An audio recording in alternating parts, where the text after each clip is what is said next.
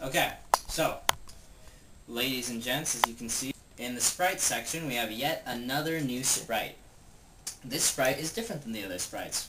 One, it's terrifying, but two, it's actually two images put together. I'll show you.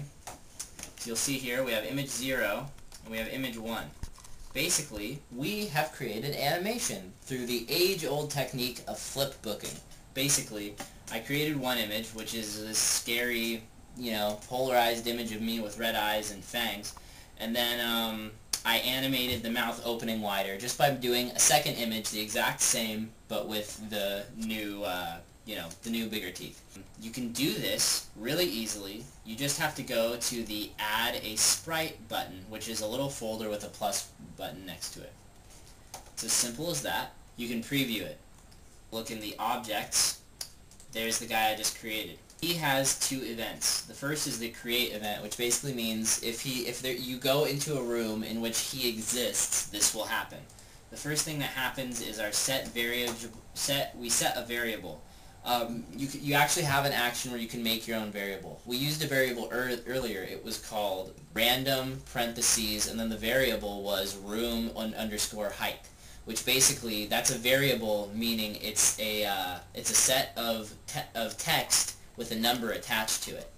That number being a random number. In this case, image underscore speed is a variable we've created, and we assign the value of 0.4 to it.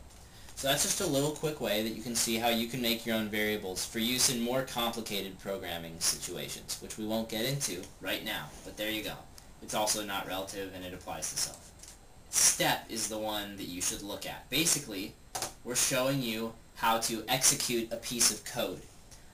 It's literally an action called execute a piece of code, and when you go in there, you have this execute code window, which looks a little bit like Notepad or Microsoft Word. And basically, if you know the coding for GameMaker, then you can code to your heart's content.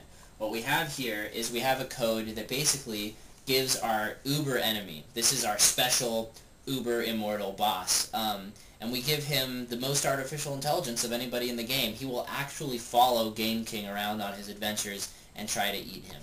By eat him, I mean touch him and then start the room over. So basically, we have a script here called move underscore towards underscore point, and then in parentheses, object 0. Object 0 is Game King, you'll remember, dot x, meaning the x-axis, comma, object 0, once again, that's Game King, dot y, meaning the y-axis, comma, 2.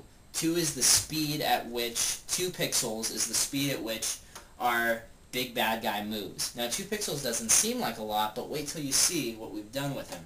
Basically, because he can move through walls, even though he goes slower, he follows you, so he catches up pretty quick. He's not a solid, meaning he can go through the walls. And as you can see, we have the little sprite, lined up right there. Okay, so, Object 0 has, once again, a new event. We made a create event, and we have an action. Basically, it means that as soon as you start the game, there's a score caption info action, which basically shows the score, has a caption next to it that says score, shows the amount of lives that you have with a little word that says lives next to it, and doesn't show health, because we don't really have health in this game, we just have lives. As soon as you get touched, you get defeated. But if you wanted to, you could have a numerical system of health in which every time they hit you, you just lost a little health. You can try that in your own experimenting. Object 6, you'll see, every time he touches you, you lose one of your lives. We display a message that say that the uber immortal has eaten you, and then ha ha ha, because I would laugh if I ate you. And then the room restarts. So basically, the consequences are the same, but he's a more formidable opponent.